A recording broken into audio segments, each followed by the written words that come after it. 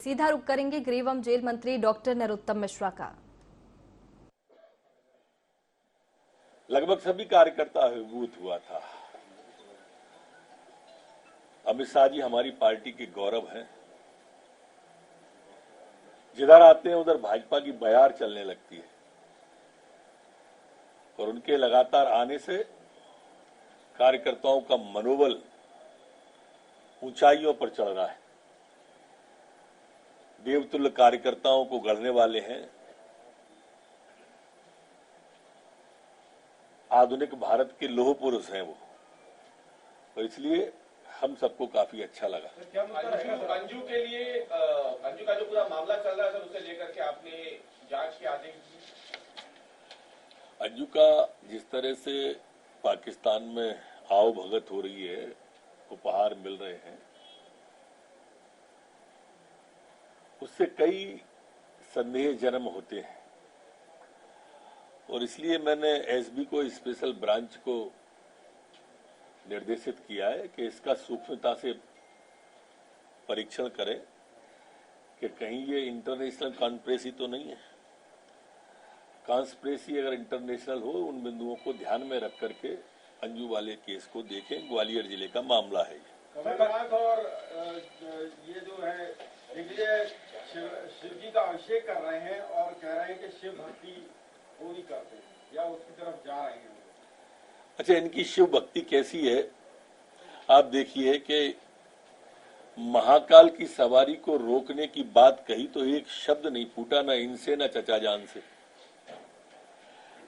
सवारी पर थूका तो एक शब्द नहीं बोली कांग्रेस पार्टी, कमलनाथ जी, ना चचा जान। उल्टे चचा जान को जब उज्जैन में विवाद हुआ तो पाकिस्तान जिंदाबाद के नारे काजी साहब जिंदाबाद के सुनाई देने लगे। अब क्या कमलनाथ जी समझते हैं लोग इस बात को? समझते नहीं है। कमलनाथ जी, आपकी भक्ति पर सवाल तो यहीं से उठने लगता है। ये जो आप चुनावी स्वांग कर रहे हैं ना, ये पूरा देश जानता है, प्रदेश जानता है आप जिस तरह से अभिषेक करते हुए दिखते हो। सर, कल की बैठक में अब क्या मुद्दा रहेगा सर? आपकी पार्टी का मुद्दा क्या रहेगा सर चुनाव में कल की बैठक के बाद? चुनाव के मुद्दे स्पष्ट कर दिए गए हैं। हमारा मुद्दा तो हमेशा ही विकास रहने वाला है और विकास के आधार पर आज मध्य प्रदेश, जो कभी 15 साल पहले बीमारू राज्य हुआ करता था, 18 साल पहले कांग्रेस की जब सरकार थी, तो हमने बीमारू राज्य को विकासशील राज्य की ओर लाए और विकासशील राज्य को विकसित राज्य, ये मध्य प्रदेश को किया है। मध्य प्रदेश में जब 18-19 साल पहले कांग्रेस की सरकार थी तो बिजली कभी कभी आती थी, अब बिजली कभी कभी जाती है। वो सरकार थी जो 20 साल पहले कांग्रेस की, तब चारों तरफ में कहीं डाकुओं का आतंक था, कहीं नक्सली का था, कहीं सिमी का था। आज मध्य प्रदेश में ना माफिया है, ना सिमी है, ना नक्सली है, ना डाकू है। ये है मूल मुद्दे। आप उनसे तुलना करके देखो और भारतीय जनता पार्टी ने कितना बदलाव किया। गांव की बिजली अलग, खेत की बिजली अलग। ये भारतीय जनता पार्टी के राज में ही संभव था। आप ध्यान करो, उस समय की तुलना करोगे तो किस तरह की पार्टी थी और किस तरह की सरकार थी। स्कूल पेड़ के नीचे लगते थे, अस्पतालों में दवाइयां नहीं होती थी। आज मध्य प्रदेश आत्मनिर्भर हुआ अस्पताल की दृष्टि से, चिकित्सा की दृष्टि से। आज हम शिक्षा की दृष्टि से आज सीएम राज स्कूल तक पहुंच गए। तो ये बदलाव मध्य प्रदेश की जनता स्वयं देख रही है। जब उनकी सरकार थी कांग्रेस की तो सड़कों में गड्ढे थे या गड्ढों की सड़क थी या गड्ढम गड्ढा था, पता ही नहीं चलता था। हमारा सागर से भोपाल तक की यात्रा 8-8 घंटे में होती थी, 7-7 घंटे में होती थी।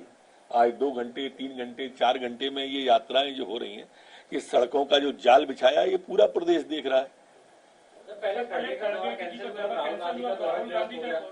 देखो, अमित शाह जी की आंधी चलना प्रारंभ हुई है। कई तंबू उखड़ते मिलेंगे आपको, आप देखते हो। चलिए, शुरुआत है। विदिशा में एक युवती की आत्महत्या का मामला आया है जिसमें मुस्लिम युवक कारण है, उसने ये बताया। उसका परिवार इस पे नाराजगी है। परिवार के लोगों ने जो नाम लिखाए थे उनकी गिरफ्तारी कर ली गई है। पूर्व की कोई शिकायत नहीं थी, अभी कोई सुसाइड नोट भी नहीं मिला है। लठेरी की घटना है ये, सिरोंज विधानसभा है, निशा कुशवाहा बिटिया थी। सर, कल 18 IAS अफसरों का तबादला किया गया है। कांग्रेस आरोप लगा रही है प्रशासनिक जमावड़ा है और जवाब नहीं दे रही, कह रही है तमाम अधिकारी समझ जाएं। तो कांग्रेस देखो, जो कांग्रेस हजारों में ट्रांसफर 15 महीने में कर दे, वल्लभ भवन को भ्रष्टाचार का अड्डा बना दे, पूरा वल्लभ भवन दलालों से भरा रहे, आकंठ कांग्रेस भ्रष्टाचार में डूबी हुई पार्टी ये चलने वाली सतत प्रक्रिया है, उस प्रक्रिया पर उंगली उठा रही है। ये सोच का और शोध का विषय है।